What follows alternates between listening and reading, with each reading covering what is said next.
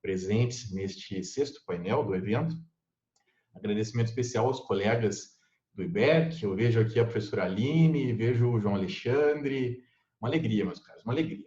E querendo não me alongar muito e trazer a vocês talvez mais dúvidas do que respostas, já adianto que o tema do qual irei tratar nesta brevíssima exposição, nesses rápidos 20 minutinhos, corpo eletrônico. Um conceito um pouco estranho para alguns. Eu vi que temos textos selecionados, não é, dos resumos submetidos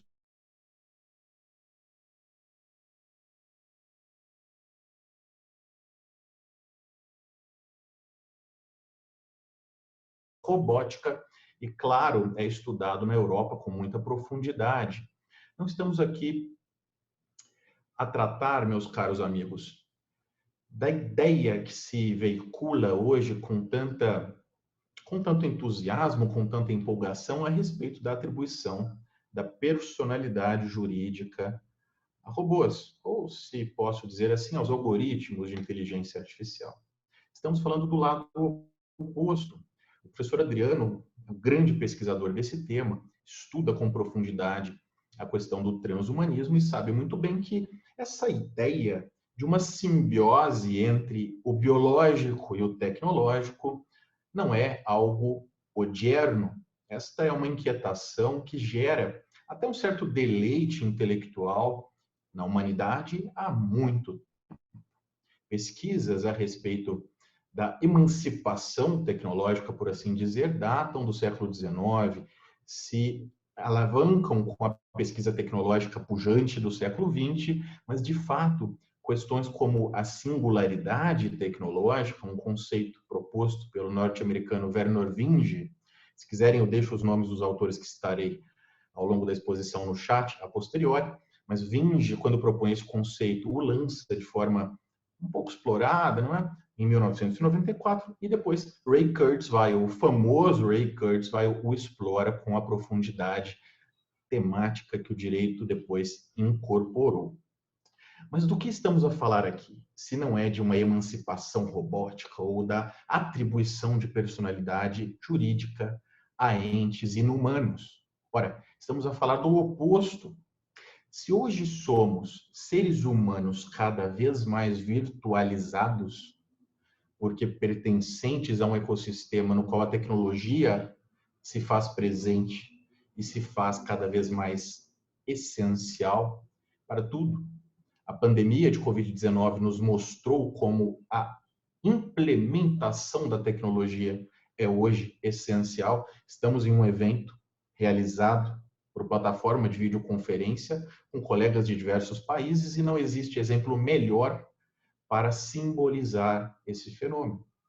Ora, se estamos cada vez mais virtualizados, e eu poderia divagar sobre a sociologia e a filosofia, citando os conceitos de sociedade da informação, de Massuda, Merleau, de sociedade em rede, de Castells, de Van Dijk, sociedade da vigilância, como sugere Gary Marx, como sugere David Lyon, mas pela oportunidade optei por me reportar ao saudoso e queridíssimo Stefano Rodotà. Professor Rodotà, que foi um marco para todo o estudo que hoje foi batizado com essa nomenclatura de direito digital, além de ter sido um homem à frente de seu tempo, foi o responsável por incorporar à ciência do direito um conceito proposto por um cientista da computação australiano de nome Roger Clark, o Clark com E no final. Clark sugeria um conceito que ele próprio designa nos títulos de seus artigos, chamado persona digital. O que seria isso? Projeção de aspectos da personalidade humana na internet. A ideia de que poderíamos, a partir dos dados, sermos avatares de nós mesmos. Essa noção, como foi proposta por Clark, um pesquisador que não é do direito, não é um cientista do direito, acabou nos trazendo algumas reflexões embrionárias que Rodotà, uma obra talvez pouco conhecida, publicada apenas em italiano em 2005, Intervista su privacy e libertà. Uma obra pequena, uma obra, um pocketbook, mas uma obra fundamental. Rodotà propõe esta expressão que aparece no título da minha conferência. Eu optei até por trazê-la em italiano e não pela versão portuguesa. Corpo eletrônico. Nada mais é do que uma manifestação com caracteres jurídicos daquilo que Clarke sugere nos anos 90. Ora, se o ser humano é cada vez mais virtual, e a filosofia da tecnologia nos propõe essa releitura, não é? Se voltarmos a textos como, para citar um italiano, não é? O famosíssimo professor de filosofia do direito Vittorio Frosini, ou se formos aos norte-americanos, como Donaide, um maior expoente da filosofia da tecnologia no século XX, talvez Ken Hillis, com a sua famosa obra Digital Sensations, as sensações digitais, talvez tenhamos algumas pistas do que seria esse tal corpo eletrônico. Projeções da personalidade humana, aspectos anímicos que transcendem o corpo. E, em razão dos dados e dessa virtualização constante, se tornam passíveis de tutela jurídica, de proteção pelo ordenamento. A ideia, a concepção parece pueril, óbvia, mas não é. Esse destacamento entre o corpus e o ânimos, essa separação entre o que é anímico e agora datificado, nos leva a uma série de dilemas. Não apenas de compreensão do encaixe, do enquadramento jurídico desses aspectos, mas das consequências jurídicas de sua tutela. E, por óbvio, quando estamos a tratar de dados pessoais e, pior, da projeção desses dados na internet, há uma separação. Tudo aquilo que, por exemplo, o Regulamento Europeu sobre a Proteção de Dados, o RGPD, ou a nossa lei brasileira geral de proteção de dados pessoais, uma lei de 2018, tudo que esses marcos normativos recentes procuram tutelar, nada mais é do que um desdobramento dessa proteção que se almeja conferir. Eu cito um exemplo, o da lei brasileira. Meus caros, somente as pessoas físicas, a pessoa natural, está protegida pelos institutos da LGPD. Isso nos leva a uma constatação curiosa. Ora, a pessoa jurídica não está protegida pelos institutos. Basta lermos o caput do artigo 17 da Lei Geral Brasileira, que constataremos isso. Artigo 17, que é fundamental para essa compreensão que propõe. Lá está dito que a pessoa natural receberá a tutela que a lei confere por vários institutos espargidos em seu texto, em razão da conjugação de 3 direitos fundamentais expressos no caput do artigo 17. Se quiserem, abram a lei brasileira em uma aba do navegador e acompanhem comigo a redação do caput. Eu não estou com ela aberta, mas verão que lá estão citados 3 direitos fundamentais: liberdade, intimidade e privacidade. A partir da conjugação desses 3 direitos fundamentais, temos aquilo que o legislador elencou como fundamento, ou como um dos fundamentos da própria lei. Fundamento que aparece no artigo 2º, inciso 2, autodeterminação informativa. É o nome que se deu.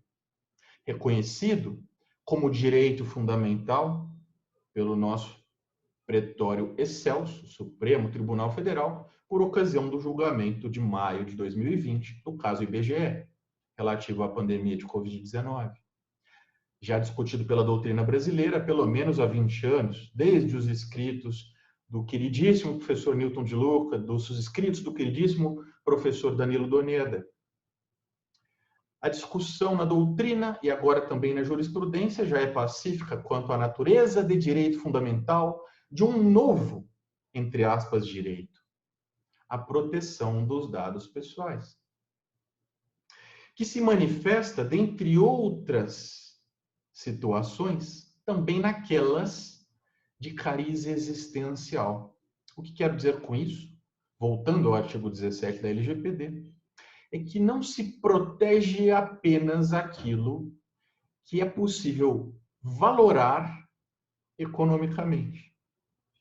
Eu não posso interpretar os dados, agora entendidos também como projeções anímicas do ser humano na rede, apenas quando ostentem valor econômico, o que seria, obviamente, uma situação jurídica de natureza patrimonial. É óbvio que a tutela patrimonial dos dados abre caminho para diversas pesquisas do direito digital que são muito caras a mim e a todos os colegas pesquisadores. Por exemplo, herança digital. Não tenho dúvidas, o artigo 17 caput da LGPD é o fundamento que faltava para a discussão sobre a sucessão no Brasil do patrimônio economicamente quantificável que diz respeito aos dados pessoais. Mas onde fica a tutela dos dados que não possuem essa natureza economicamente quantificável, que não reflitam situações jurídicas patrimoniais, mas ao contrário, que vão além desse escopo e passam a ostentar natureza existencial? Ora, me mantendo no exemplo do direito das sucessões, meu querido amigo Adriano, eu tive a felicidade de publicar um artigo antes da pandemia de Covid-19 acontecer, no mês de dezembro de 2019, com a nossa queridíssima amiga em comum, professora Luciana Dadalto, intitulado Testamento Vital Eletrônico. Qual é a ideia? A ideia é justamente esta, é de encontrar um aspecto existencial passível de tutela quando transportado para a rede, para a internet.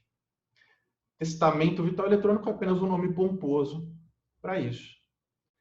Encontrar-se caminhos para a proteção daquilo que não necessariamente é objeto de transferência aos herdeiros, porque não tem necessariamente natureza patrimonial, mas que diz respeito à pessoa e é passível de instrumentalização por via eletrônica. A pandemia nos mostrou a necessidade disso. Pessoas confinadas em seus lares, muitas delas idosas, os talvez maiores interessados em testar, e de repente se veem numa situação de clausura, na impossibilidade de deslocamento presencial a um cartório, uma inviabilidade fática de manifestação da vontade, de realização, muitas das vezes, de algo que não diga respeito ao seu patrimônio quantificável. Podemos discutir, não apenas no campo do testamento vital, citado aqui como um gênero para diversas diretivas antecipadas de vontade, mas poderíamos citar, obviamente, a hipótese dos codicilos, ora, uma figura jurídica tão pouco explorada no nosso direito civil, que eventualmente pode transcender a discussão patrimonial quando diga respeito às famosas diretivas de sepultamento, uma das hipóteses que o Código destaca. Então, se a pandemia nos acelerou nessa virtualização, o direito não pode ficar atrás, o direito não pode ser retardatário. E saibamos, porque isto é óbvio, sempre teremos a regulação estatal em descompasso, diria eu, um descompasso anunciado com a inovação tecnológica. Impossível que caminhem juntas. A inovação está sempre adiante e sempre haverá um longo lapso até que uma nova lei traga respostas ou clareza para dúvidas ou dilemas jurídicos como esses que citei. Isso quer dizer que há lacunas no ordenamento e que precisamos da hermenêutica? Talvez, mas nem sempre. Ainda no caso da herança digital que citei, vários projetos de lei já tramitaram pelo Congresso Nacional e nunca prosperaram. Eram muitas das vezes inócuos. De fato, não precisamos hoje de uma reforma profunda no Código Civil para a tutela dessas hipóteses que citei. A LGPD nos apresenta conceitos, nos apresenta um fundamento, a autodeterminação informativa, e descreve a tutela necessária no caput do 17. Mas há muito mais a se buscar. E é por isso que a discussão sobre corpo eletrônico hoje é tão rica. O nosso amigo do IBEC, professor Adriano, queridíssimo amigo, professor Cristiano Colombo, da Unicinos, publicou, em coautoria com o professor Eugênio Facchini, um texto formidável, no qual eles discutem a possibilidade do dano estético na internet. Percebam que curiosa essa discussão. Responsabilidade civil, por óbvio, mas analisa a possibilidade de dano que antes era necessariamente vinculado ao corpus, agora vinculado ao ânimos, projetado na internet, nesse contexto complexo que eu descrevi da virtualização, ou do que Rodotà chama de corpo eletrônico. São vários e vários caminhos, há várias hipóteses a serem exploradas nesse percurso longo que ainda temos para a emanação concreta de um direito fundamental à proteção do corpo eletrônico. Para citar um último exemplo e encaminhar a minha conclusão, eu recentemente tive a oportunidade de publicar um belíssimo estudo que o professor Arthur Bazan, um querido colega também do IBERC, me propôs sobre a tutela do corpo eletrônico como direito fundamental do consumidor, exatamente na hipótese da perturbação ao sossego pela avalanche informacional que vivemos em razão do spam, em razão do assédio de consumo, em razão das ligações intermináveis e infindáveis de telemarketing. É apenas uma das outras inúmeras possibilidades de discussão. Na filosofia da tecnologia, como citei, temos autores do século XX que são fundamentais para essas discussões. Eu volto a dizer, Don Heidel, norte-americano, expoente da filosofia da tecnologia nas suas várias vertentes, mas mais recentemente, o autor que se tornou um queridinho de todos os juristas aqui no Brasil, o sul-coreano, mas de formação alemã, Byung-Chul Han, vem nos propor um conceito muito interessante, sociedade do cansaço, é a expressão que ele utiliza, para descrever exatamente isso que Bazan e eu exploramos, essa perturbação infindável do sossego e a necessidade de proteção ao conjunto de dados do consumidor, no caso do nosso estudo, que é exposto a essa violação específica. Ouso dizer, meu querido Adriano, talvez o próximo autor que fará sucesso aqui pela América do Sul será o chinês Yu Hui, um autor que ainda é pouco conhecido, mas que teve a sua primeira obra publicada em língua portuguesa no último mês de dezembro pela editora Ubu, aqui no Brasil, um conjunto, um conjugado de seus vários textos. Um grande filósofo, vale a leitura, já fica como recomendação. Mas o que nos descreve Yu Hui é justamente um conceito novo que procura abarcar, em conjugação com a sociologia e a filosofia, tudo isso que eu resumi em 20 minutos. Tecnodiversidade, talvez seja a nova fronteira que encontraremos nessa transversalidade das disciplinas, das ciências, pelo menos no conceito que ele traz, jurídicas, sociais aplicadas e humanas. Eu encerro, meus caros, agradecendo a todos e lançando essa inquietação. Explorem a tecnologia indo além do direito. Muitos dos conceitos que trazemos dependem dessa transversalidade e as respostas ainda não existem, mas virão a partir de vocês. Estou muito ansioso para ouvir as exposições, já tendo acesso aos títulos de todas elas, e quero muito dialogar com todos. Fica o meu abraço efusivo em cada um de vocês, agradecendo ao professor Adriano, mais uma vez, a quem externo os meus agradecimentos por toda a organização do evento que foi levada adiante nessa belíssima parceria do Iberojur com a Universidade degli Studi di Padova. Muito obrigado a todos vocês. Fantástico, meu caro José Faleiros, muito obrigado pela exposição muito rica. Vê-se logo ao longo da fala que é um grande estudioso desses temas, é um entusiasta e entende muito do que fala. Portanto, todos nós crescemos com essa exposição, tenho certeza, e como eu havia comunicado de início, já feitos os devidos agradecimentos, e todo agradecimento seria pouco nesse caso ao nosso palestrante convidado do painel, mais uma vez, muito obrigado por nos enriquecer com essa carga de conhecimentos tão positiva. Nós faremos, então, agora a transição no painel para as exposições de 10 minutos, com uma observação que eu havia me esquecido de lançar inicialmente. Quando houver dois coautores interessados, ambos em falar, terão de dividir o tempo. Essas são as regras do nosso edital, portanto, seriam 5 minutos para cada um. Isso, claro, quando for o caso. Temos apenas mais um recado. O nosso colega Dr. Giovanni Corralo também participa do painel e houve, portanto, a sua inclusão entre os conferencistas.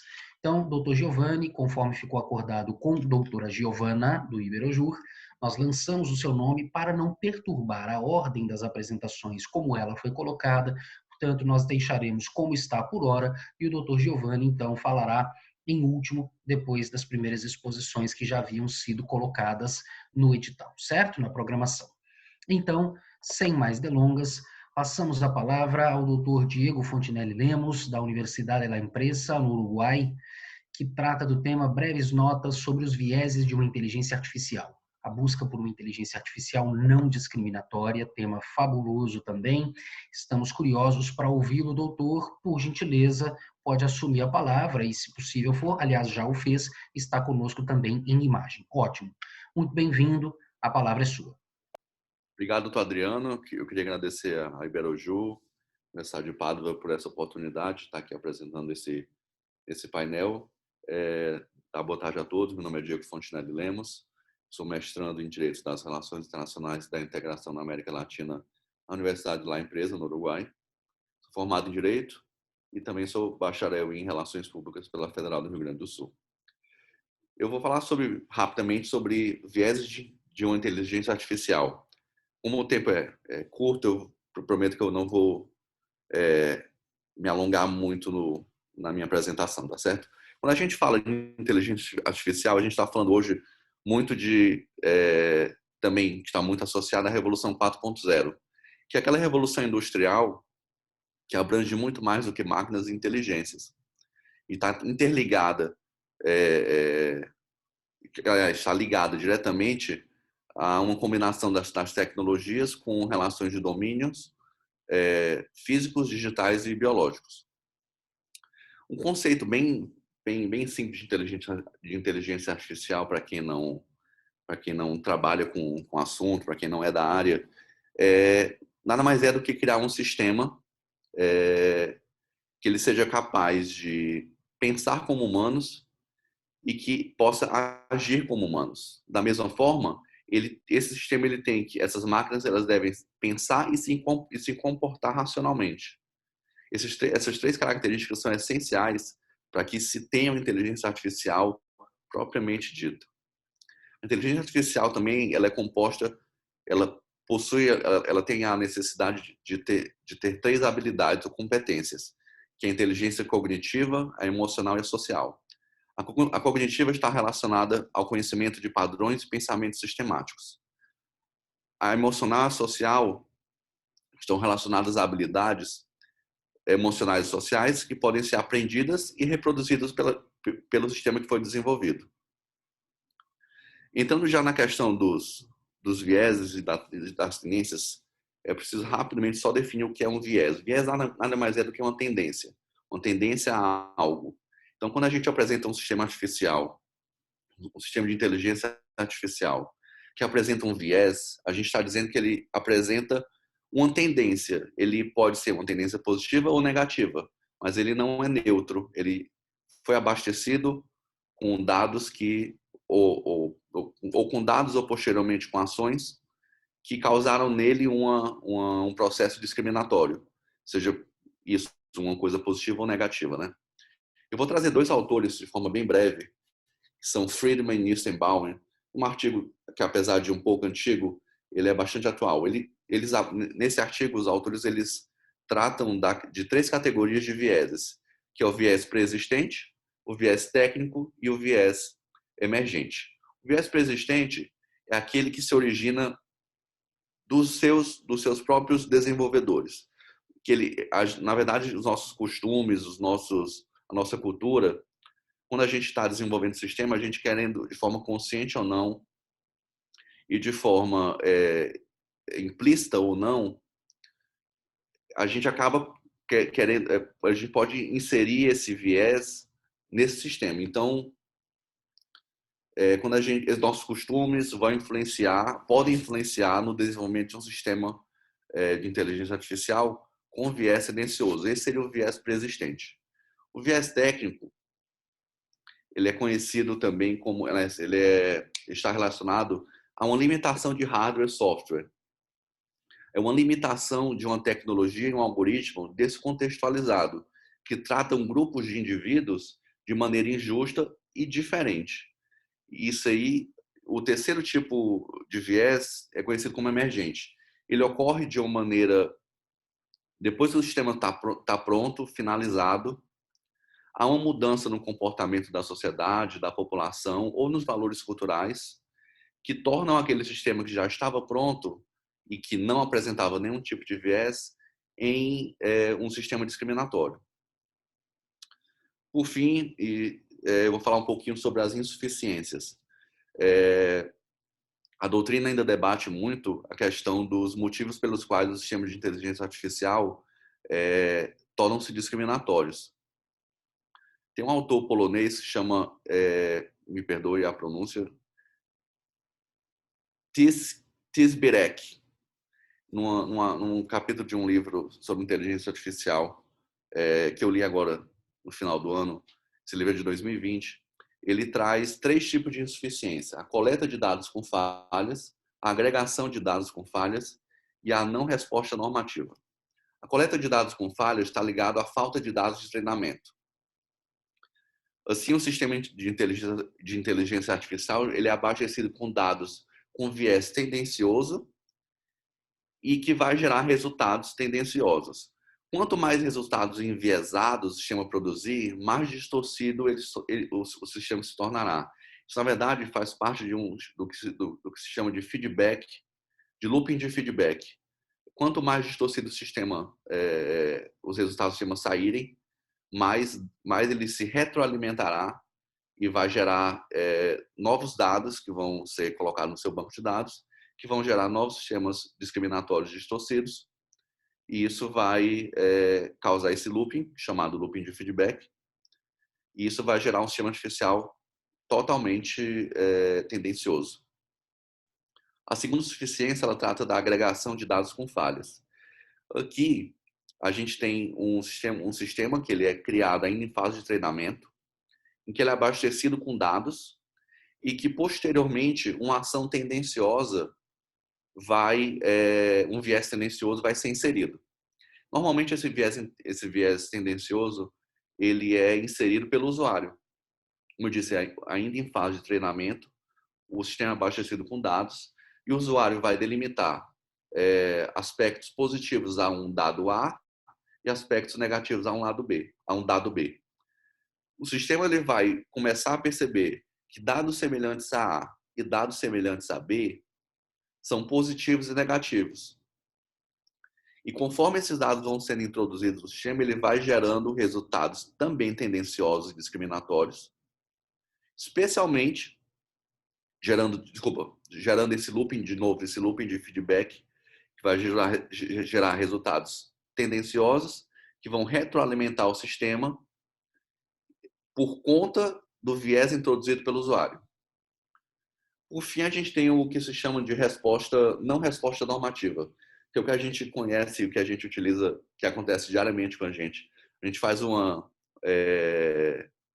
um sistema de inteligência artificial em que os dados coletados do usuário são utilizados para traçar um perfil. Quando a gente acessa uma página do Google e faz uma busca, o Google vai lá, ele gera ele coleta os nossos dados, ele vai gerar um perfil para a gente, vai associar o nosso IP, e a gente começa a perceber que, a partir do momento que a gente faz uma procura sobre camisas de time de futebol, e a gente começa a acessar Instagram, TikTok, Facebook, Twitter, a gente vai começar a receber resultados que foram identificados e traçados por essa inteligência artificial e que pode ser muito cômodo, porque a gente está procurando aqui dali, mas que pode ser um problema futuramente, porque pode gerar um sistema de inteligência artificial também tendencioso, também negativo.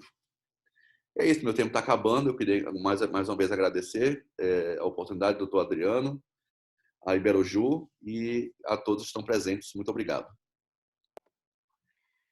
Muito bem, Diego, muito claro na sua exposição, uma temática realmente que nos toca de forma muito sensível, muito preocupante. Como dito, os debates ficarão para o fim das exposições, na medida em que forem chegando os questionamentos, e, portanto, já de imediato, passo a palavra à doutora Heloíse Siqueira Garcia e ao doutor Vinícius de Assis. Sei que ambos estão aqui conosco, ela da Universidade do Vale do Itajaí, ele da Faculdade Católica de Rondônia, que tratarão da influência da transnacionalidade nos direitos fundamentais. Uma breve abordagem, esse é o título da exposição.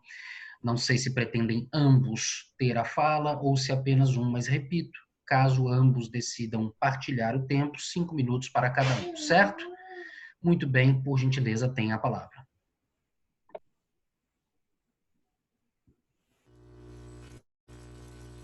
Professora, seu áudio.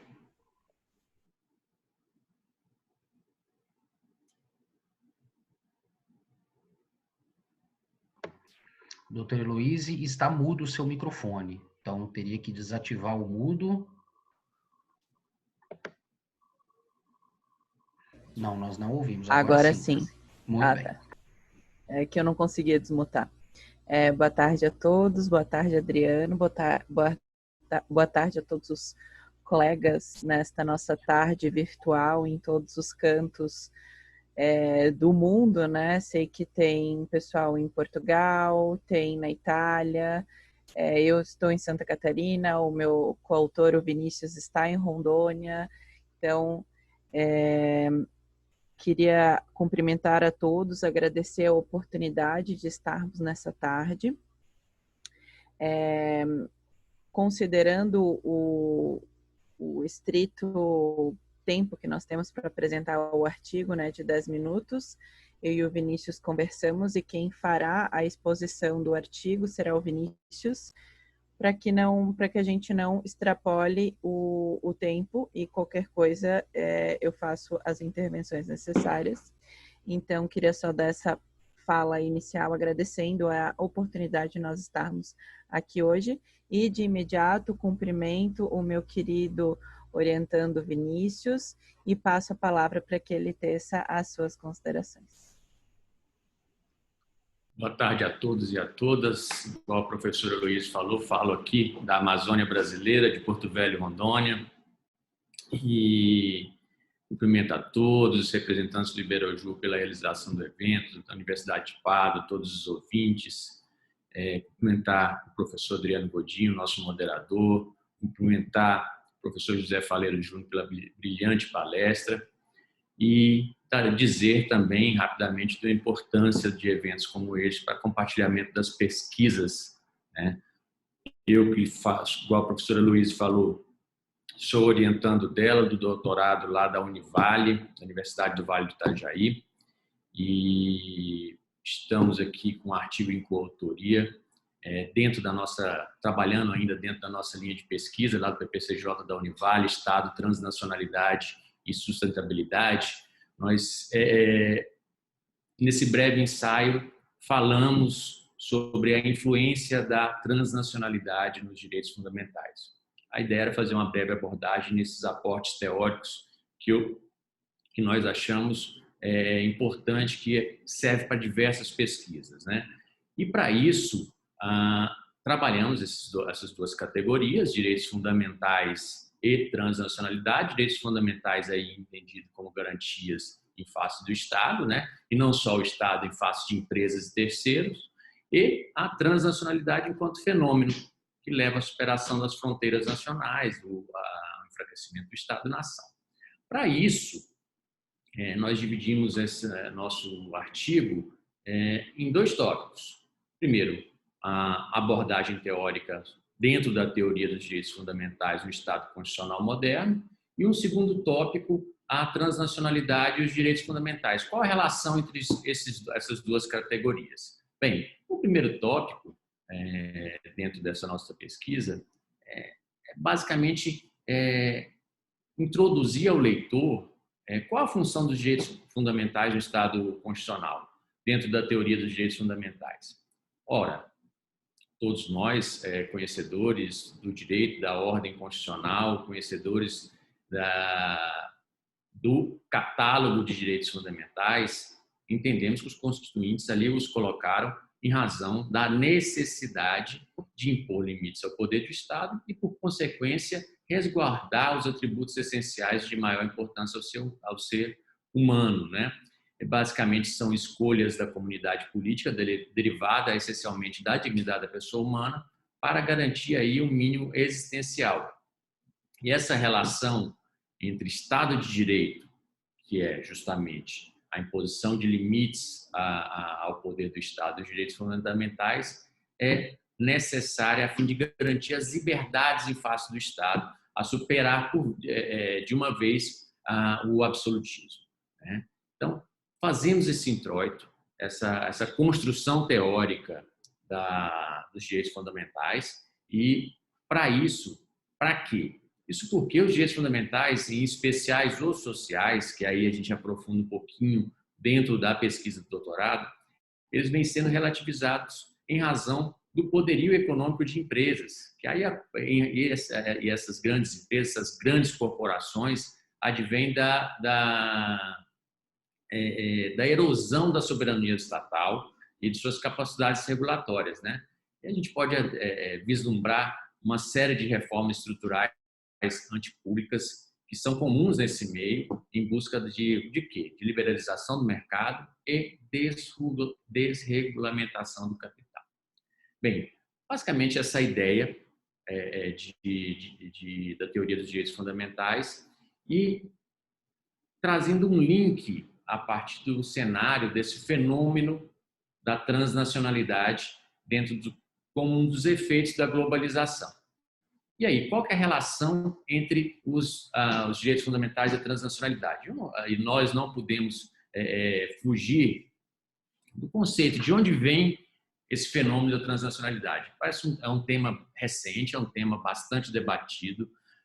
Dentro do nosso PPCJ, há tanto a professora Heloísa, professor Paulo Márcio Cruz, professora Carla Piffer, tem um cabedal teórico intenso de pesquisa sobre a temática, mas ele já vem desde 1965, a obra introdutória lá do Philippe Jessup, que era o direito transnacional, né?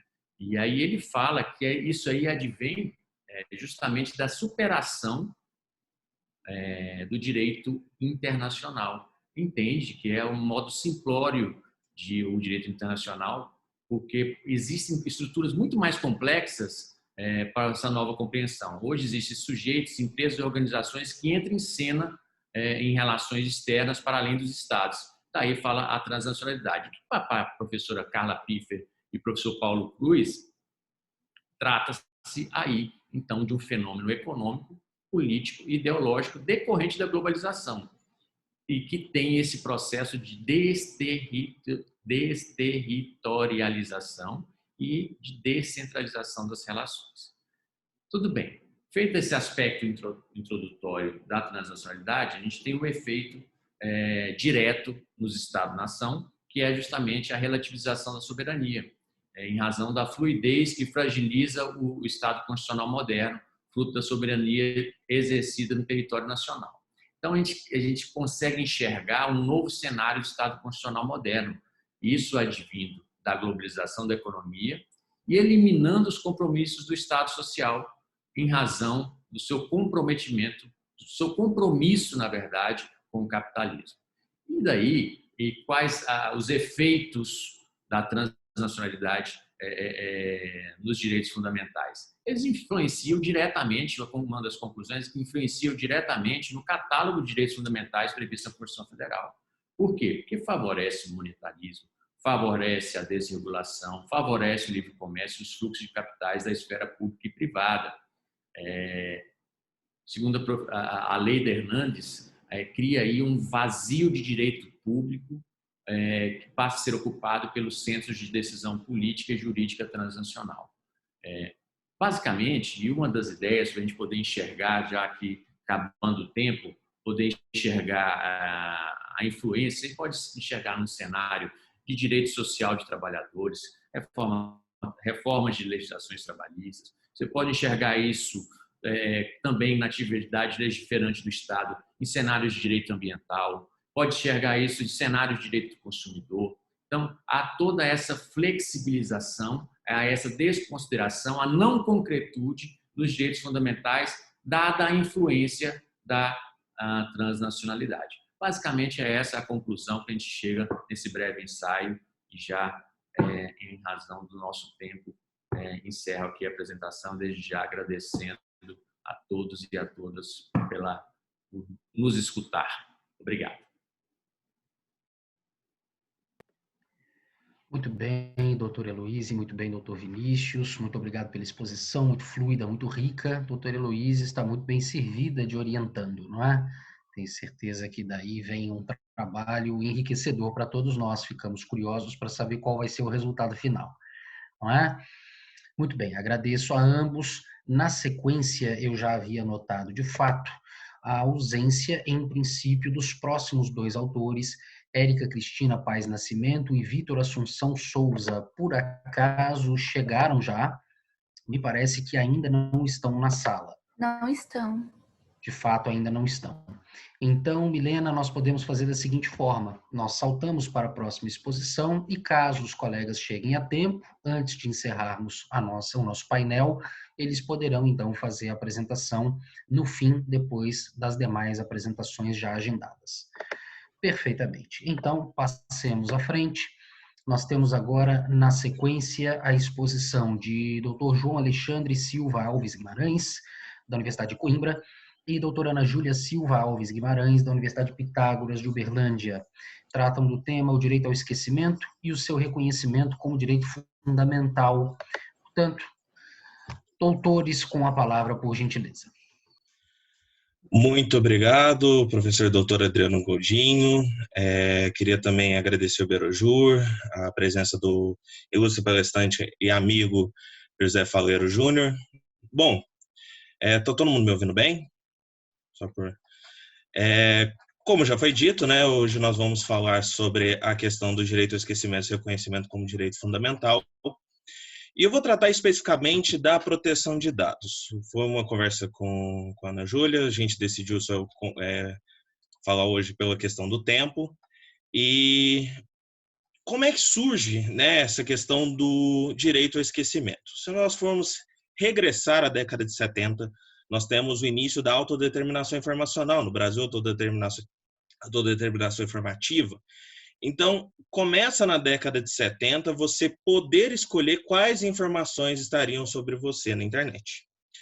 Em 2014, nós temos o Acórdão Google, que elevou o nível do direito ao esquecimento, trazendo também o direito à desindexação.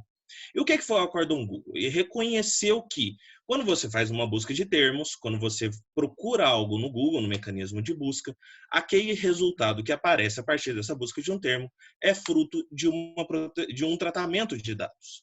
E esse tratamento de dados, na Europa, existe o direito ao apagamento desde 1995, com a Diretiva 9546.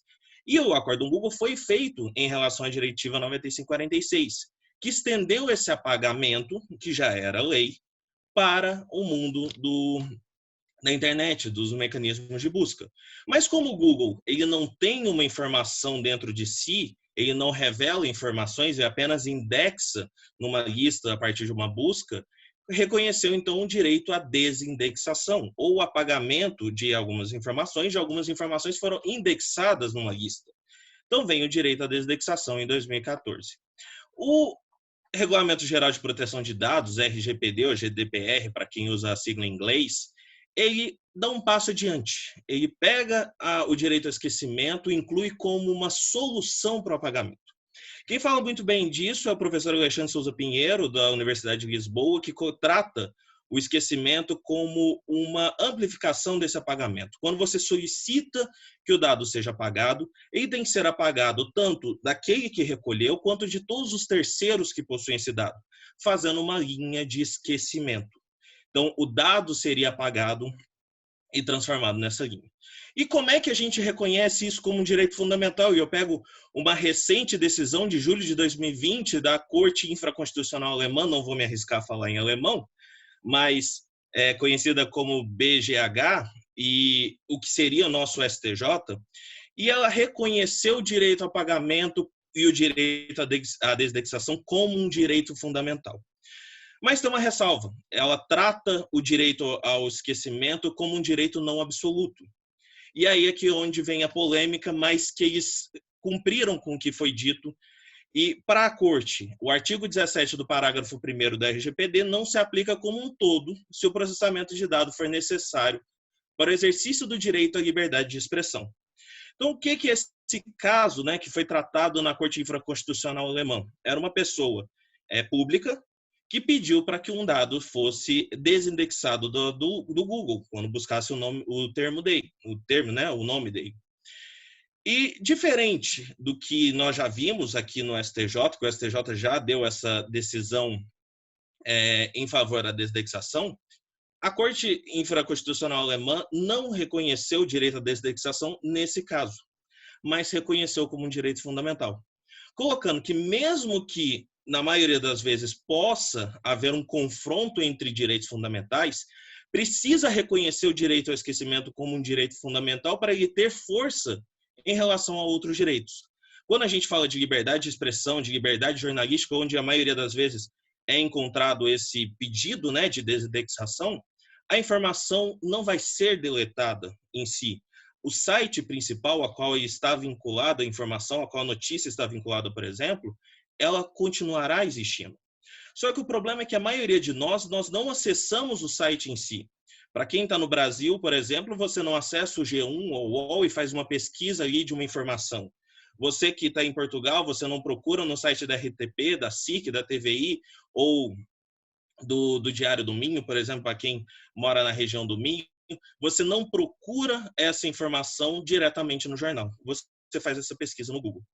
Uma vez que essa pesquisa for deslistada ou desindexada, acaba ficando ao esquecimento. Então, tratar isso como um direito fundamental, você faz novamente com que a autodeterminação, que já vem desde a década de 70, que já vem sendo discutida, que já está mais do que estabelecida na União Europeia, como um direito fundamental, você exerce isso também dentro dos mecanismos de busca. E por analisar como um direito fundamental, quando você vai de encontro com outro direito fundamental, ele vai ter peso suficiente para ser exercido. Mas ele não será sempre absoluto, porque sempre vai brigar com outros direitos fundamentais. Então, cabe à Corte, como foi decidido na Alemanha, decidir qual é o melhor modo. Quem está quem está sendo injustiçado, onde a justiça deve morar.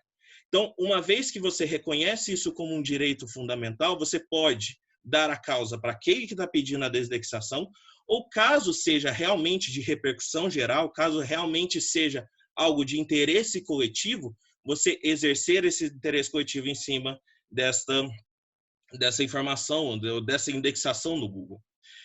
Podemos trazer novamente para o Brasil, no STJ, que já reconheceu, por exemplo, que crimes não podem ser esquecidos, porque reconhece que isso é um interesse coletivo.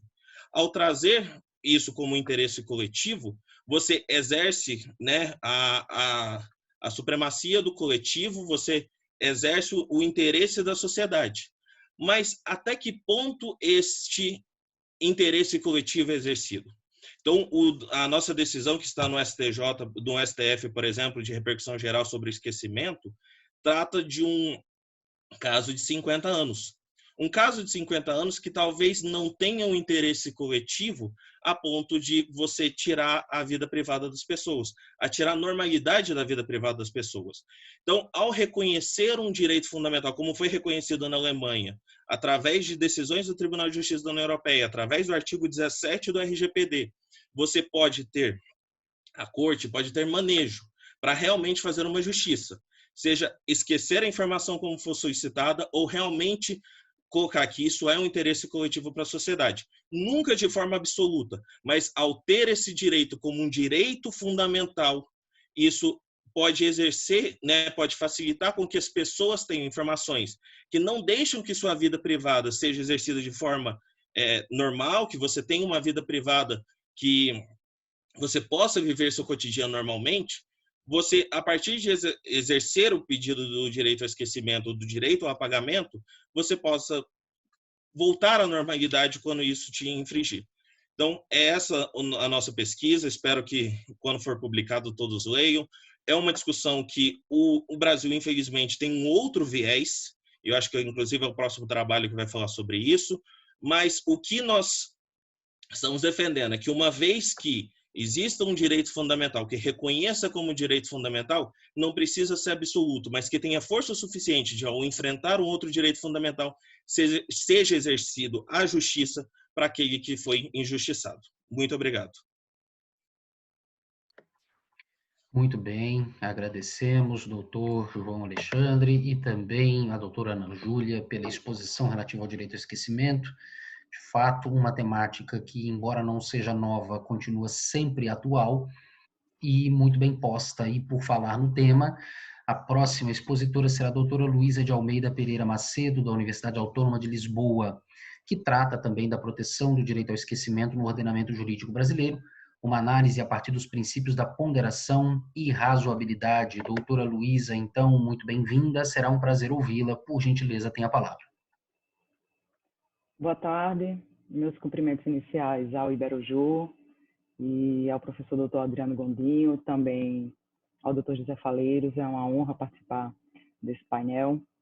Vai ser um pouco difícil, né, superar o artigo dos colegas que me antecederam, mas vou trazer um pouquinho a discussão sobre o tema pelo viés mais um pouco do Brasil, né?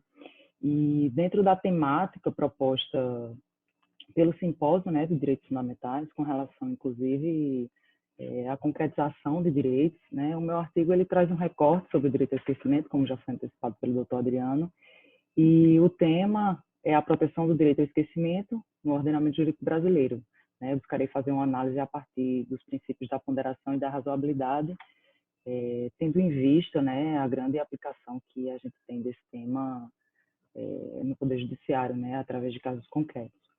Então, antes de adentrar um pouco nos aspectos formais do trabalho, né, é relevante fazer uma breve explanação sobre a temática. Inicialmente, é importante destacar que não existe um consenso acerca do conceito e das hipóteses de aplicação do direito ao esquecimento, né, nem na doutrina, nem na jurisprudência. Entretanto, tendo em vista a necessidade de se delimitar melhor o objeto do estudo, preferimos adotar o conceito da professora Maria Helena Diniz, né, que ela disse que o direito ao esquecimento seria o direito de não ter a sua privacidade histórica devassada, né, pelo decurso do tempo por terceiros, ou seja, seria a faculdade de um indivíduo ele ter um dado ou um fato pessoal não exposto. E, a partir daí, com o direito, né, de ter esse dado, esse fato, essa informação apagada, suprimida, bloqueada, enfim, seja, inclusive, pelo decurso do tempo ou por afrontar, justamente, os seus direitos fundamentais. E é importante também destacar que, no Brasil, o direito ao esquecimento ele não está positivado na legislação. Como disse inicialmente, ele ainda está muito voltado e trabalhado pela doutrina e pela jurisprudência, né? Mas o que se percebe é que ele está muito diretamente atrelado ao direito da personalidade, né? Com base no princípio da dignidade da pessoa humana, na inviolabilidade da honra, na intimidade, no direito à privacidade, enfim. E fazendo uma contraposição, né, direta à liberdade de imprensa, à liberdade de expressão, ao próprio direito à informação.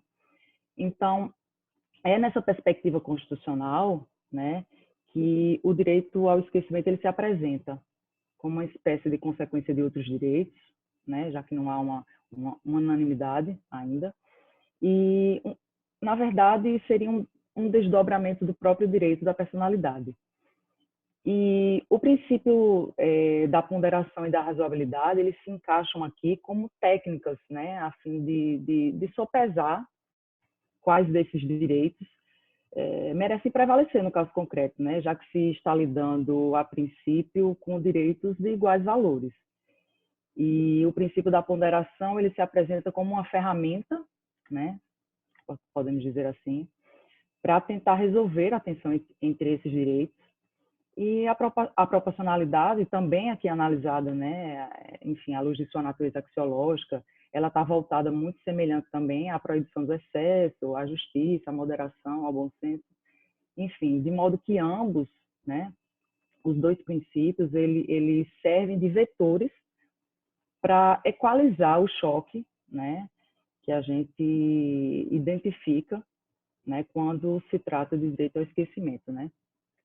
E com isso, o estudo, né, trazido aqui nesse artigo, ele se justifica em virtude do crescente debate, né, e da constante evolução que a gente verifica no direito ao esquecimento. Apesar de não ser novo, ainda é bem atual, né, e a gente não vê tanta unanimidade nesse sentido. E a sua proteção jurídica ela é tema de relevo justamente porque no Brasil a sua aplicação ela é avaliada a partir de casos concretos, né, que chegam ao judiciário. Surgem questões divergentes com relação aos direitos fundamentais, seja com relação ao próprio direito à privacidade e à intimidade, né, em confronto com a liberdade de expressão e de informação. E é válido mencionar também que na União Europeia a gente já percebe que ela tem estado, né, um pouco na vanguarda no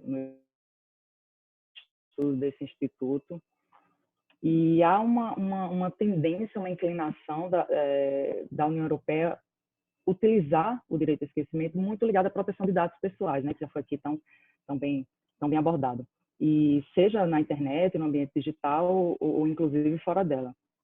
E isso tudo muito em virtude da legislação lá ser um pouco mais sedimentada nesse sentido. Então, com isso, né, o problema de pesquisa que surge aqui para esse artigo é justamente como se dá essa proteção jurídica do direito ao esquecimento no Brasil. Para responder isso, foi utilizada uma metodologia essencialmente dedutiva, né, através de uma pesquisa de cunho bibliográfico documental. E o artigo ele foi basicamente dividido em duas partes principais, tá? A primeira abordará aspectos gerais e o conceito do direito de esquecer sob uma perspectiva do direito brasileiro, mas com algumas considerações e a própria contribuição da legislação na União Europeia, né, principalmente como citado pelos colegas anteriores, a partir, né, do acordo do Google Spam, né.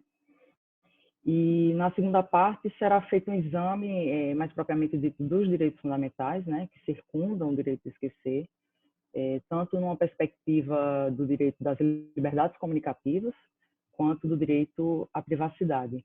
E com isso tentar buscar uma solução, né, estudar uma solução que possa melhor equalizar essa colisão desses princípios.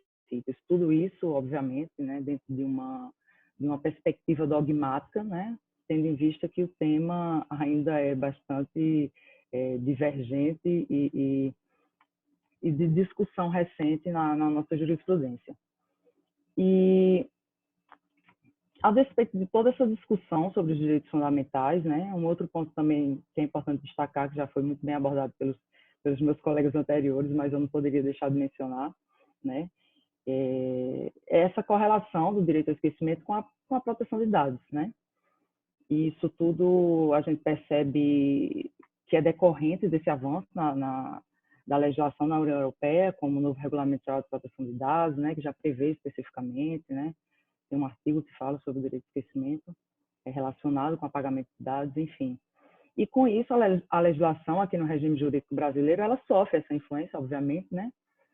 E daí temos a Lei 13.609, né, a Lei Geral de Proteção de Dados aqui no Brasil, que apesar de não trazer um regramento específico, né, nesse sentido, sobre o direito ao esquecimento, ela traz, né, regras sobre o tratamento de dados, enfim, dos indivíduos, e já há uma previsão, né, com relação à eliminação, bloqueio, né, desses dados. E com isso a gente denota uma certa evolução nessa área, né, e uma possível correlação já a princípio, do direito ao esquecimento, com a proteção de dados, enfim. É algo que dá para a gente já começar a pensar. No entanto, além dessa proteção de dados, né, além de toda essa questão da legislação, que a nova legislação traz, o cerne, na verdade, que se encontra aqui é mais com relação à vida privada, à intimidade e também, por outro lado, a necessária liberdade de informação e até mesmo de imprensa, né? Então, é inegável, nesse sentido, o surgimento, né, de um conjunto de direitos e liberdades colidentes, vale dizer, todos constitucionalmente assegurados, de modo que só no caso concreto é possível a gente averiguar qual pretensão jurídica merece guarida, né? Uma vez que não há que se falar em hierarquia entre princípios. Se por um lado existe a proteção, né, dos direitos à intimidade, à vida privada, enfim, por outro lado também há a necessidade de se resguardar o direito à liberdade de informação. Então, a fim de evitar uma superioridade de um direito sobre o outro, né, a adoção dos princípios da ponderação e da razoabilidade, eles se mostram aqui relevantes, né, nesse sopesamento de valores, né, avaliados no caso concreto. Então, já concluindo, o que a gente percebe no Brasil é que a questão ela gira muito em torno dos direitos fundamentais, né? Se por um lado, como dito, se tem o direito à privacidade, que envolve a honra, a intimidade, né? A privacidade, a imagem, enfim. Por outro lado, também existe a necessidade de se resguardar a liberdade de expressão, pautado no exercício do direito à informação, da comunicação, enfim. Então, o que se percebe é que não existe a aplicação de uma doutrina da posição preferencial, né, ao menos em tese, e nem uma hierarquização desses direitos. Então, a solução que se encontra para os casos concretos seria calcada, né, justamente na utilização dos princípios da ponderação e da razoabilidade, né, numa verdadeira tentativa de equalizar, de equilibrar, né, esses direitos. Bom, eram essas as minhas considerações, eu fico à disposição dos colegas. Muito obrigada. Perfeitamente, doutora Luísa, muito obrigado pela exposição, que de fato não deixa de ser também uma ponte entre o trabalho anterior e o próximo. Trabalho anterior, porque ambos abordaram a questão do esquecimento, e a doutora Luísa já nos fez a gentileza de nos conectar à próxima fala, que trata de proteção de dados. Portanto, a doutora Mariana Gasal Passos, da Pontifícia Universidade Católica do Rio Grande do Sul, trata, a partir de agora, do tema a proteção de dados pessoais na saúde, o quanto avançamos desde o caso Henrietta Lacks. Então, doutora Mariana, por gentileza, tem a palavra pelo seu tempo regulamentar.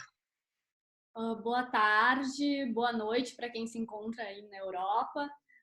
É um prazer estar aqui com todos os colegas e eu vou, sem muito me alongar, ingressar já na minha apresentação. Então, o meu trabalho, como dito no título, ele analisa a proteção de dados na saúde e o quanto avançamos desde o caso Henrietta Lacks.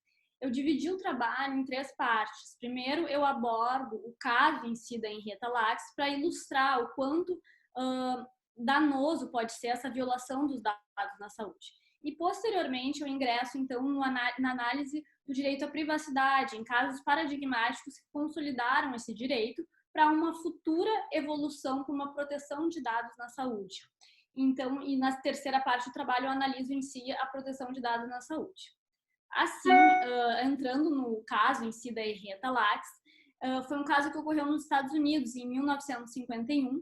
Henrietta era uma mulher humilde e vivia num contexto de segregação racial, ela era negra, e foi procurar uma ala pública do hospital, porque ela tinha dores muito fortes no útero e foi descoberto um câncer, que ela veio a falecer por causa desse câncer. Mas o interessante desse caso é a descoberta das células HeLa, que quando tiraram a amostra dela para analisar em laboratório, as células começaram a se multiplicar de uma forma muito veloz e elas não morriam, como normalmente as células em laboratório, antes das células HeLa, acontecia. Então, ficou muito mais fácil realizar pesquisas científicas com essas células da Henrietta. E aí, como elas se multiplicavam de uma forma muito veloz, o médico acabou enviando para vários outros laboratórios para serem feitas pesquisas em cima dessas células. Tudo isso aconteceu sem qualquer tipo de consentimento da família da Henrietta ou da Henrietta, que somente a família ficou sabendo anos após que as famosas células HeLa eram da Henrietta. Então, hoje em dia se tem acesso, inclusive, ao genoma da Henrietta. E tudo isso ocorreu, como eu já disse, sem o consentimento, demonstrando realmente uma verdadeira violação. E naquela época, em especial, o contexto era de que se tu usava a ala pública do hospital, era considerado sem problemas pegar os pacientes e realizar certos experimentos sem o consentimento. Então, esse caso eu trago a questão que fica como tutelar isso hoje em dia, como foi possível proteger situações como a da Henrietta. E aí eu ingresso no estudo na questão do direito à privacidade, trazendo então os casos que permitiram consolidar essa importância. Então eu inicio com o caso Meyer versus Nebraska, em 1923, que traz uma base para o que seria um futuro right to privacy.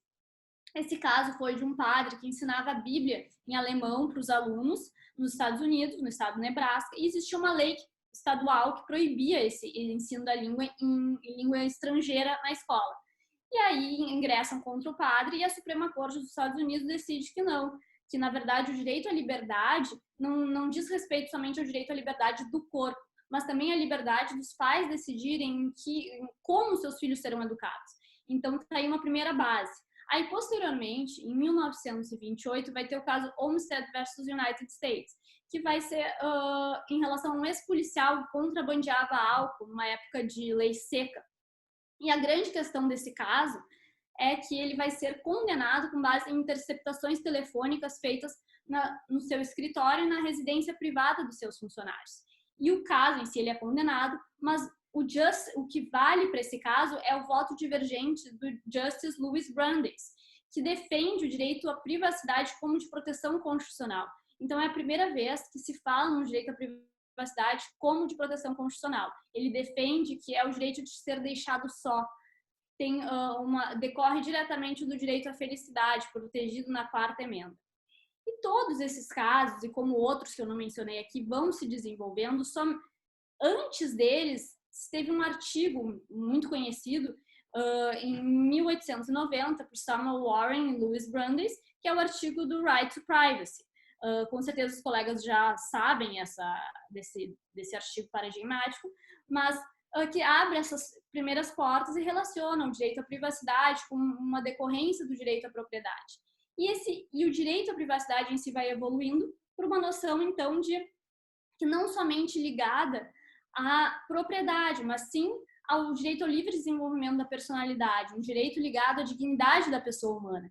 E assim nós começamos a ter, a partir dessas evoluções, consolidação desses direitos em instrumentos internacionais, como a Declaração Universal de Direitos do Homem, em 1948, em 1966, no Pacto Internacional de Direitos Civis e Políticos, em 1969, na Convenção Americana sobre Direitos Humanos. E assim, então, realmente se constitui esse direito à privacidade como um direito fundamental. Porém, a dinâmica social, ela é alterada para hoje, nós estamos diante de uma sociedade em rede. Então, os dados que antes já ocorria violações, como no caso da Henrietta, hoje é muito mais possível. Termos toda uma realidade em que nossos dados, vivemos em uma sociedade informacional. Então, estamos diante de prontuários eletrônicos, nossos exames de sangue em bancos de dados. Então, todas essas questões fazem com que o direito à privacidade fosse revisitado. E dessa forma surge a ideia do direito à proteção de dados como um direito fundamental. Então, nós vamos ter na Carta de Direitos Fundamentais da Comunidade Europeia o direito fundamental à proteção de dados como um direito autônomo à privacidade. Na Constituição brasileira, ele é um direito que decorre do direito à privacidade e da dignidade da pessoa humana. E hoje nós já temos uma emenda com aprovação que tudo indica que será realmente um direito concebido na nossa Constituição. E assim, a partir disso, então, nós vamos ter essa ideia de dados protegidos as nossas informações, em especial os dados na saúde, com as legislações. Então, nós temos a GDPR europeia, nós temos um Consumer Act na Califórnia e no Brasil, especificamente, o meu artigo trata a Lei Geral de Proteção de Dados, que classifica, então, esses dados na saúde como dados sensíveis, por terem um cunho extremamente ligado à pessoalidade. Se violados, eles podem causar danos graves por revelarem informações da intimidade, como convicção religiosa, caráter político, referente à saúde, à vida sexual, dado genético. Então, qualquer tipo dessas questões vinculadas à pessoa natural. E, inclusive, a legislação vai prever, no seu artigo 11º, a possibilidade de somente se conceder esses dados mediante consentimento, ou então, segundo o inciso 2º dessa legislação, de acordo com algumas exceções. E também a legislação traz, então, as possibilidades de sanções caso ocorra alguma violação. Desse modo, o artigo acaba concluindo que, desde o caso de Henrietta, muito a doutrina teve que evoluir a jurisprudência para poder hoje se conceber uma legislação como a Lei Geral de Proteção de Dados. Ela ainda é recente no Brasil, mas tende a coibir casos como ocorreu com a Henrietta. E esperamos, então, que os resultados hoje sejam diferentes. Eu gostaria de agradecer, então, e fico aqui aberta. Muito bem, doutora Mariana, muito bem colocado, muito bem exposto. Fizemos um passeio histórico e muito bem desenvolvido. Nos ajuda bem a compreender o estado da arte hoje em relação ao tema. Bem, me parece que doutora Regiane Nistler não está na sala, a não ser que esteja eventualmente com algum nome distinto, enfim, mas parece de fato que não. Então, se realmente isso se confirma, nós podemos passar à frente. Na realidade, agora, quem toma a palavra é o doutor Giovanni da Silva Corralo, da Universidade de Passo Fundo. Ele trouxe, na verdade, 2 trabalhos para apresentação, e como nós tivemos, inclusive, 2 trabalhos que não foram apresentados, não sei se esses colegas ainda estarão na sala daqui até o fim das nossas apresentações, o doutor Giovanni pode, sem nenhum problema, tomar a palavra e fazer as suas 2 exposições. Tudo bem? Então, doutor Giovanni, com a palavra, por gentileza. Boa tarde, espero que todos estejam me ouvir adequadamente. Inicialmente, eu gostaria de pedir escusas a Iberojur pelo meu equívoco, porque o meu tema vai destoar um pouco das reflexões que estão a ser feitas, e isso se deve a um erro meu de agendamento. Eu agendei para este horário e o meu bloco, o meu painel era anterior. Então, eu gostaria inicialmente de pedir desculpas pela minha falha, uma falha que realmente não tem nem como justificar, falha de agendamento. De toda sorte, cumprimento a Iberojur pelo evento. E o primeiro artigo, ele tem por objetivo refletir sobre o poder municipal nas ações de segurança.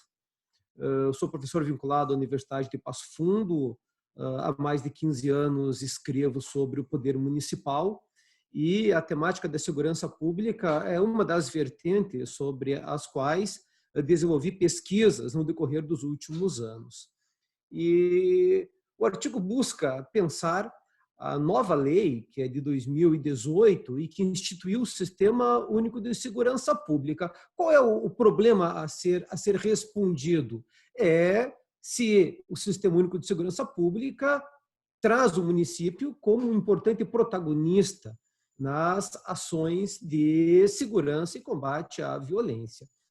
E para desenvolvimento deste problema, para sua resolução, o estudo é dividido em 2 capítulos. Num primeiro momento, se estuda o poder municipal na Federação Brasileira e as suas competências, e num segundo momento, a própria Lei 3.675 de 2018, que instituiu o Sistema Único de Segurança Pública. No primeiro capítulo, então, se discorre sobre o poder municipal, onde, com base na repartição de competências operada pela nossa Constituição Federal de 1988, como também com base em legislações como o Estatuto das Guardas Municipais, como também programas desempenhados pelo próprio governo federal, como o PRONASSE, isso há mais de 15 anos, é possível concluir que, mesmo antes da lei que instituiu o Sistema Único de Segurança Pública, nós podemos falar que o município já era considerado um protagonista nas ações de segurança.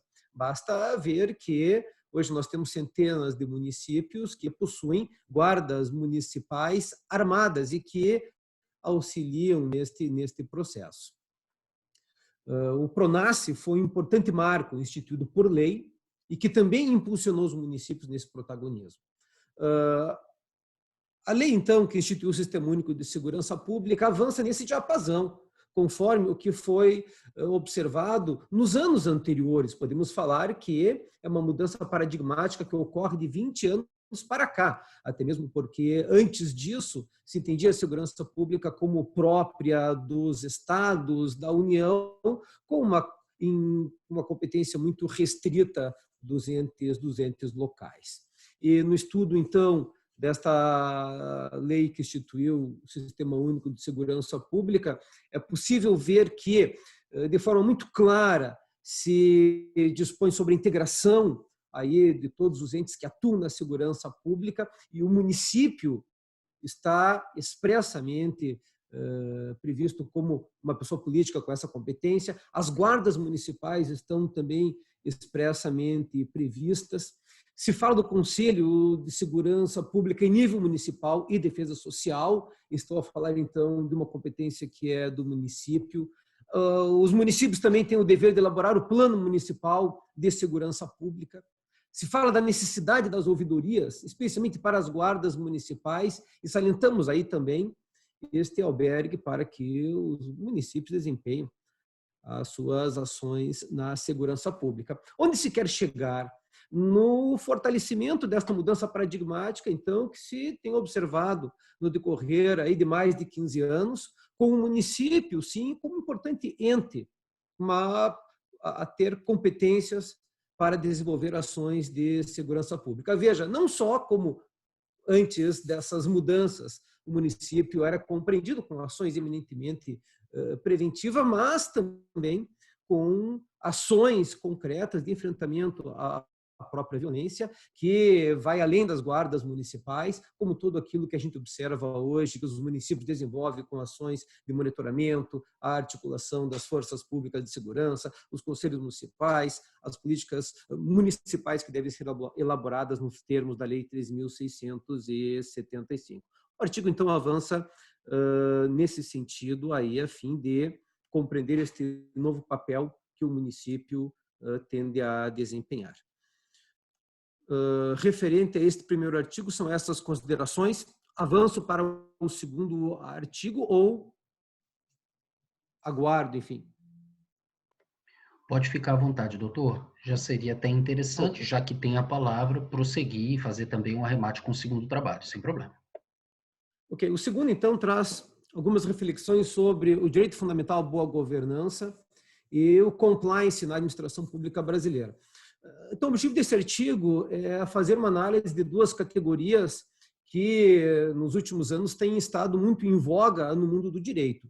A própria categoria jurídica da governança é algo que, desde o início da década de 90, permeia diversas áreas do conhecimento com reflexos no próprio direito. Podemos falar da governança como uma importante categoria que foi impulsionada pelos trabalhos do Banco Mundial, especialmente no auxílio aos países em desenvolvimento pós-processos ditatoriais, ou seja, um conjunto de reflexões sobre a governança para que os estados sejam menos propensos a desvios, à corrupção e possam, através dos auxílios disponibilizados pelo Banco Mundial, aplicar os recursos da forma mais escorreita possível. Temos importantes trabalhos como Governance Development, de 1992, do Banco Mundial, que são marcos quando falamos em governanças. Mas, é claro, o Banco Mundial, em 1979, possui um trabalho para a África subsaariana já, onde delineia o conceito de governança. 1994 também é um importante documento. Mas, em 1992, é possível falar que Governance Development foi uma espécie de marco. E quando nós falamos na governança, a gente vai trabalhar com importantes referências teóricas do Banco Mundial e que depois acabam por repercutir no mundo acadêmico. E é possível falar em 4 grandes pilares da governança, que é um adequado Estado de Direito, que é a transparência, que é a accountability, né? São pilares aí fundamentais para um adequado, para uma boa governança.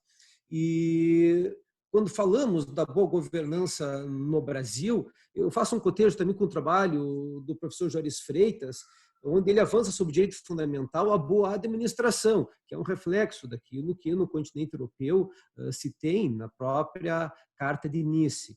Então, quando falamos do direito à boa administração, nós trabalhamos com categorias que estão diretamente presentes em todas as reflexões sobre a boa governança. Quando o Juarez Freitas fala desse direito fundamental à boa administração, nós falamos de uma aplicação dos princípios que informam o regime jurídico de direito administrativo. Então, similarmente, quando nós falamos em boa governança, nós também necessariamente vamos falar da aplicação das regras e dos princípios que forjam o regime jurídico de direito administrativo no Brasil. Então, o primeiro capítulo, ele vai fazer essas reflexões, a resgatar toda esta conceituação de boa governança, o cotejo com o direito fundamental à boa administração pública, e também vai trabalhar com a boa governança como um direito fundamental, algo que também já existem trabalhos que avançam nesse sentido. Bem, a compliance entra no segundo capítulo, exatamente com o objetivo de trabalhar esses instrumentos que inicialmente tomam corpo no mundo privado, que buscam a correção aí de desvios de todo o gênero e as suas repercussões também na especialidade pública. E se faz um resgate da Constituição de 1988, que trouxe a importância dos sistemas de controle interno na administração pública. Se faz um cotejo também com outros marcos legais que também trouxeram importantes mudanças, como a Lei 13.303, que é o marco legal das empresas estatais, que traz uma série de instrumentos usuais da compliance, como análise de riscos, é um exemplo que podemos trazer. O próprio Decreto Federal de 2018, que trabalha a governança na administração pública, traz elementos da compliance para a gestão pública. Qual é o mote, então, do trabalho quando nós discorremos sobre a boa governança e sobre a compliance em termos conclusivos? Dessa possibilidade concreta de se trabalhar em nível local, a conjugação desses elementos da governança, da compliance e, concretamente, a elaboração de programas de compliance na administração pública, que, na verdade, não é uma grande novidade, não vem a ser uma grande novidade, mas significa trabalhar de uma forma a regimentar todos esses instrumentos, os pilares de uma boa governança, com os instrumentos de compliance que existem na administração privada, que já repercutem hoje na administração pública através de importantes instrumentos legais. A Lei 3.848, que alterou as agências reguladoras, também trouxe importantes elementos de compliance. Aliás, é importante fazer o parêntese. Então, através dessas construções teóricas e normativas, a avançar no sentido de compreender os programas de compliance na administração pública municipal como importantes caminhos para o aprimoramento da própria administração pública e uma melhor arregimentação desses instrumentos de controle da própria administração local no combate aos desvios de todo o gênero. De forma muito sintética, até mesmo em razão do tempo e também em razão aí de eu me sentir ainda constrangido com esta falha que houve totalmente minha, em relação aos painéis. Estes são os dois cernes das reflexões que apresentei para o Iberojur. E, mais uma vez, cumprimento a todos pelas exposições, a Iberojur pela organização deste evento. Muito bem, doutor Giovanni, não é constrangimento algum, nós entendemos perfeitamente a situação e que bom, foi possível aproveitar a sua fala, foi muito positiva, muito bem-vinda aqui no nosso painel. Pois muito bem, nós temos agora algum tempo para debates, perguntas. Já veio um questionamento, na realidade, ao doutor Diego Fontinelli, que no chat, inclusive, já até se pronunciou. Mas, naturalmente, me permitam aqui repetir oralmente a pergunta e o doutor Diego, se quiser também fazer algum comentário, ótimo. Demais colegas que querem participar, podem eventualmente lançar suas perguntas também por aqui no chat. E doutor José Faleiros Júnior também, privativamente, já me pediu para se manifestar e, claro, terá a palavra logo na sequência. Apenas pergunto por cautela. Gostaria de saber se doutora Érica Cristina Paz Nascimento, doutor Vitor Assunção Souza ou doutora Regiane Nistler, que foram os 3 colegas que estavam escalados para apresentar e não estiveram conosco mais cedo. Algum dos 3 está aqui? Me parece que ainda não. Não. Não. Então, Giovanni, de fato, acho que nós cancelaremos essas exposições. Então, doutor Giovanni, mais uma razão pela qual suas falas foram bem-vindas, porque ocuparam exatamente o espaço das outras 2 que faltaram. Muito bem. Então, só para reproduzir a questão, Marcos Heleno Lopes Oliveira, que é mestre em Direito Privado pelo Centro Universitário 7 de Setembro, perguntou para o doutor Diego Fontinelli como o direito pode contribuir para a busca por uma inteligência artificial não discriminatória. Então, doutor Diego, por gentileza, se quiser se pronunciar, fique absolutamente à vontade. Obrigado, Adriano. Eu queria agradecer ao doutor Marcos Heleno. Eu vou reproduzir o que eu coloquei no chat. Eu acredito que é preciso garantir que o sistema de inteligência artificial esteja de acordo com os valores humanos, desde o seu desenvolvimento até a fase de controle, garantindo assim um sistema alicerçado nos direitos fundamentais, especialmente da dignidade da pessoa humana. Com a entrada em vigor da LGPD e o papel do operador do direito, o papel do operador do direito será fundamental para lidar com o tratamento dos dados, que servirão como banco de dados para o sistema de inteligência artificial. Eu acredito que o papel do operador do direito na inteligência artificial vai ser fundamental a partir de agora, principalmente com a entrada em vigor dessa lei de proteção de dados. É isso. Muito bem, doutor Diego, muito obrigado. Gostaria de saber se mais algum colega quer fazer alguma consideração. E vejam, eu, na condição de moderador, até em respeito ao professor José Faleiros, que também vai se pronunciar, vai fazer uma espécie de arremate do painel, se quisermos. Eu vou me furtar de tecer considerações pontuais a respeito de cada um dos trabalhos, embora tenha gostado de todos eles e gostado bastante, porque, primeiro, não me parece que seja de fato o caso, não deve ser esse o meu papel aqui, era mais um papel de intermediar os debates, distribuir a fala e aprender acima de tudo, e segundo, porque se eu fosse me pronunciar, eu me conheço bem, isso se tornaria mais uma palestra, talvez até a mais prolongada de todas. Então, para evitar esse problema que eu causaria ao painel, eu pergunto se mais algum colega tem algum outro questionamento a fazer. Se tiverem, repito, podem lançar no chat, podem eventualmente fazer uso da palavra. Como por enquanto não temos, vejamos se vai aparecer mais algum. Professor José Faleiros, por gentileza, passa até a palavra. Meu caro Adriano, acredito eu e os colegas haverão de concordar que uma exposição sua seria um brinde nesse momento. Poderíamos permanecer aqui por mais algumas horas, eu te garanto. Mas, bom, já que me veio essa incumbência maravilhosa de comentar as exposições em arremate, eu quero elogiar os colegas todos e eu vou me permitir algumas ponderações muito breves, começando pela ordem inversa. Professor Giovanni, que alegria tê-lo aqui conosco. Tem certas coincidências que parecem fruto do acaso e às vezes não o são. Ouvi-lo trabalhar temas relacionados ao direito administrativo me encantou, porque embora seja um civilista, eu também tenho ali a minha veia no direito público, né?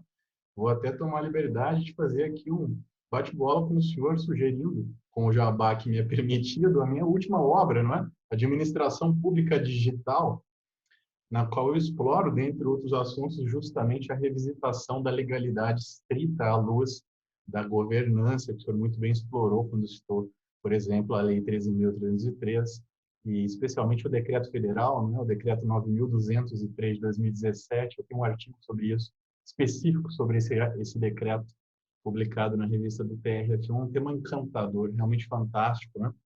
E quando a tecnologia entra em cena, fica a sugestão, né? A obra clássica do querido amigo professor Fernando Brega, Governo Eletrônico e Direito Administrativo, que inspirou a minha obra mais recente. Acho que poderíamos travar ótimos diálogos, professor. É uma nova fronteira que se abre, não é? E realmente, com a pandemia, nos veio, não é? Como uma avalanche de discussões sobre accountability, responsibility, integrity, responsiveness, tantos e tantos anglicismos que se tornaram queridos pelo direito público. mas meus parabéns ao senhor pelas duas belíssimas abordagens. O direito municipal também, muitas das vezes negligenciado pelos publicistas, veio à tona. E eu fico feliz, muito feliz, entusiasmado de saber que o senhor tem linhas de pesquisa especialmente voltadas ao direito municipal. Meus parabéns pelas escolhas e pela abordagem. Foi ótimo ouvir. Meus parabéns mesmo, professor Giovanni. E pegando aqui, meu caro Adriano, o gancho na riquíssima discussão do Diego com o Marcos, eu não posso deixar de indicar a todos os colegas. Pessoal, vocês têm que ler o Pasquale, né? O Frank Pasquale. Obviamente, a obra mais recente dele, o New Laws of Robotics, que vai trazer exatamente isso que o Diego respondeu ali no chat. E, obviamente, essa é uma obra muito recente, foi lançada em outubro de 2020, mas ela corrobora uma outra de 2020, lançada em janeiro, a The Ethical Algorithm, o algoritmo ético, dos autores Michael Kearns e Aaron Roth. Esses dois livros aqui vão responder exatamente o que foi perguntado ao Diego e que ele muito bem respondeu, não é? Com brilhantismo aqui no chat e depois também pela via oral. Meus parabéns ao Marcos por suscitar o questionamento e também ao Diego pela resposta e pela apresentação, que foi brilhante, foi riquíssima. Realmente muito me agradou.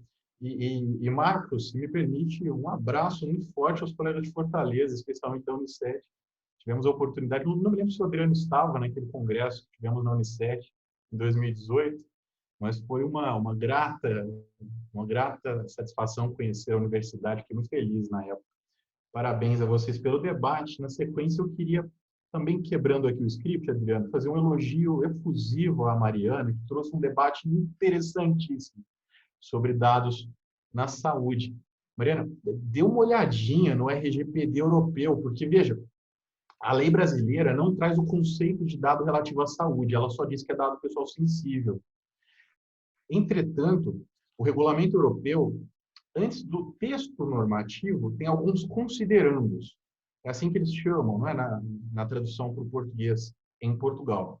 O considerando número 35 do RGPD conceitua o dado relativo à saúde.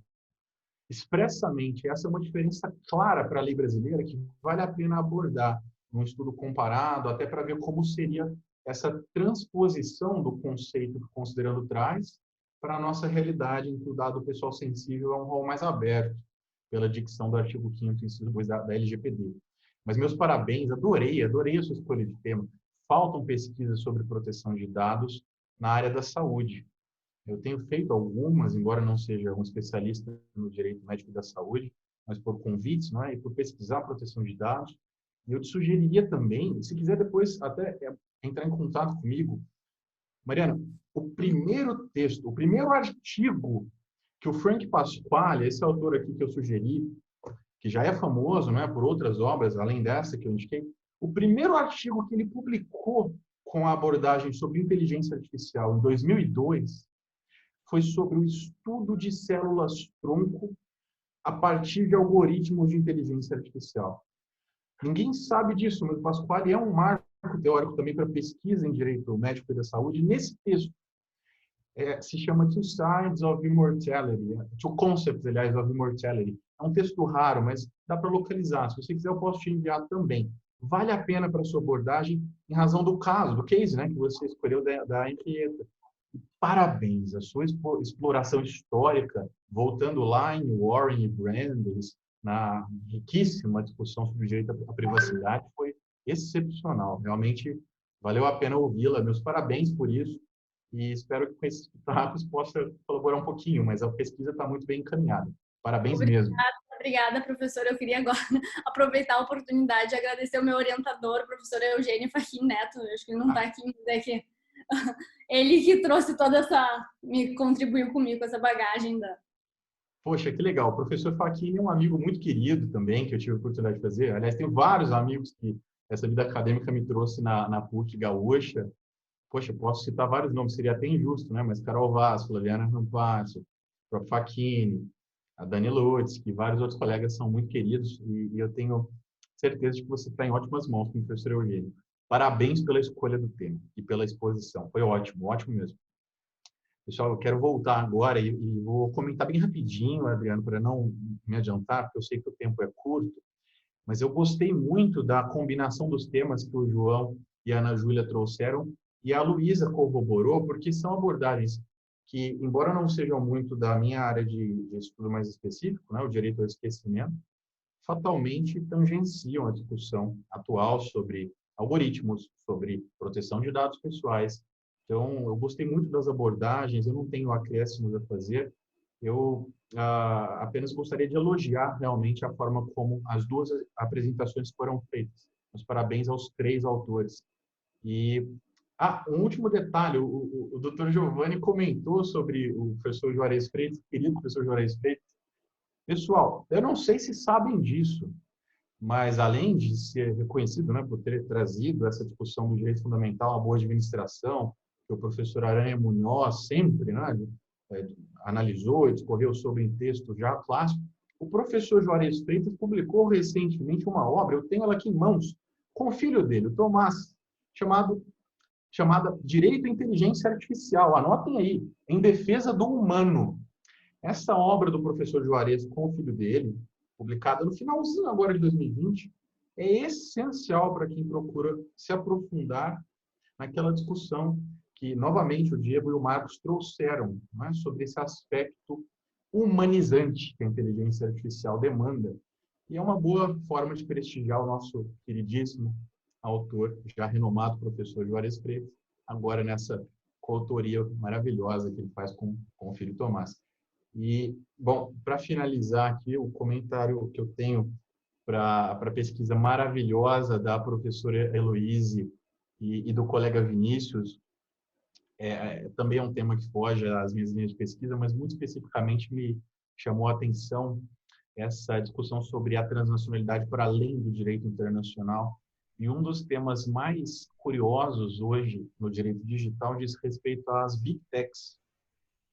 E se discute, obviamente, no exterior, a possibilidade de intervenção estatal para fins de cisão dessas grandes corporações. É uma discussão muito mais de direito da concorrência, não é?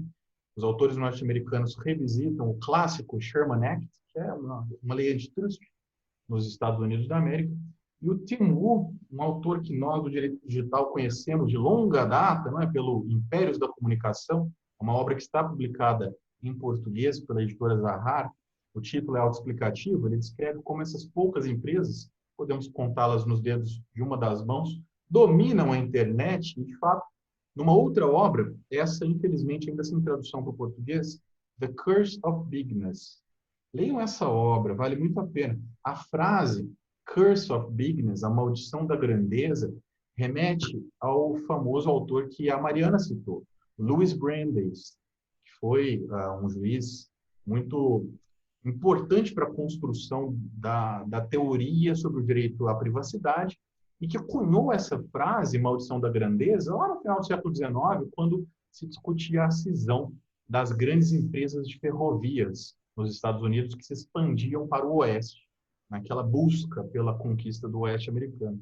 O Tim Wu traz esse conceito do Brandeis e rediscute a possibilidade de intervenção regulatória para fins de determinação estatal da cisão de grandes corporações de internet. Esse é um debate interessante nessa discussão globalizatória, não é, da internet e sobre o aspecto transnacional que se tem hoje nesse campo de discussão dos direitos fundamentais, como o Vinícius e a professora Heloíse muito bem exploraram.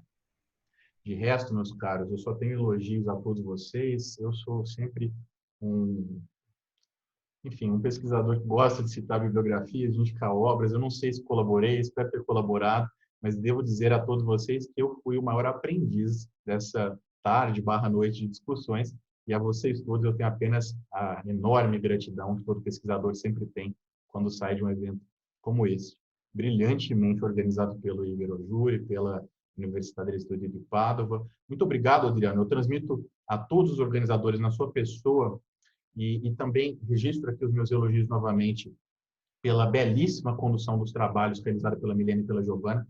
Foi uma grande honra participar desse painel. A você, meu caro amigo, muito, muito, muito obrigado pela oportunidade, pela deferência e pelo carinho de sempre. você sabe que é uma das minhas inspirações, e volte logo ao Brasil, porque esse exemplar aqui que eu mostrei da minha obra é o seu, que está até com a dedicatória pronta para te enviar para João Pessoa. Então, retorne. Um abraço, meu caro. Muito obrigado. Maravilha, mais um motivo para eu voltar logo. Já vou buscar meu exemplar. Bom, nós de fato já estamos com o tempo quase rumo ao esgotamento, já nesse fim de dia, pelo menos já é um fim de dia para quem está desse lado do continente, da Europa, não é? Desse lado do oceano. Então, colegas portugueses, espanhóis, italianos, enfim, sabem bem do que eu estou dizendo. Eu deixei registrados contatos de Instagram, de e-mail, o professor Faleiros também acabou de fazê-lo. Valeu muito a pena ouvi-lo, não só pela palestra inicial, mas agora também pelas considerações finais. Os referenciais bibliográficos muito ricos mostram realmente como o professor Faleiros é um expert no assunto, extremamente atualizado, como sempre foi. Então, os agradecimentos são todos meus. Agradecimentos ao professor Faleiros pela palestra, aos colegas que expuseram os temas fantásticos, todos eles do meu mais absoluto interesse, inclusive de pesquisa. Então, foi muito válida a experiência de ouvi-los. Ao Instituto, aqui muito bem representado pelas doutoras Giovana e Milena, que tanto contribuíram com a organização desse espaço, com a gestão do evento como um todo. Então, muito obrigado a todo mundo. Creio que, como não vieram mais considerações, e em razão também do adiantado da hora, nós podemos, então, a não ser que alguém queira dizer algo mais, dar por encerrado esse nosso painel e, consequentemente, também encerradas as atividades do dia de hoje. Lembrando aos colegas que amanhã nós temos, segundo a programação ainda, uma série de falas, de painéis com temas muito interessantes, como eu mesmo registrei agora no chat. Eu volto, mas agora na condição de expositor. Eu vou falar sobre um tema que também está em voga, a questão do transhumanismo e a imortalidade, a busca do ser humano pela imortalidade, pela superação das nossas limitações físicas e intelectuais, e outros tantos grandes temas serão objeto de debate amanhã. Portanto, espero que participem. Nossa querida Milena deixou registrado aqui o alerta, credenciamento na data de amanhã, terá início às 9h30, 9h30, claro, do horário do Brasil, 12h30, meio-dia e meia no meu caso, 13h30 para os colegas que eventualmente estiverem na Itália. E, claro, também os contatos nas redes sociais do Instituto, sempre promovendo intensos debates, vários eventos, e eu espero ter o prazer de participar de muitos outros. Então, eu me despeço agradecendo mais uma vez a todos os colegas. Acho que nós podemos, de fato, dar por encerrado o painel. Giovana, Milena, muito obrigado pela condução. Se quiserem dizer alguma coisa, por favor. Obrigada, doutor. Nós agradecemos a participação de todos. Maravilha. Então, tenham todos um ótimo fim de dia. Muito obrigado pelas participações e nos veremos, então, amanhã e espero em outros tantos eventos. Muito obrigado pela presença de todo mundo. Um forte abraço e até a próxima.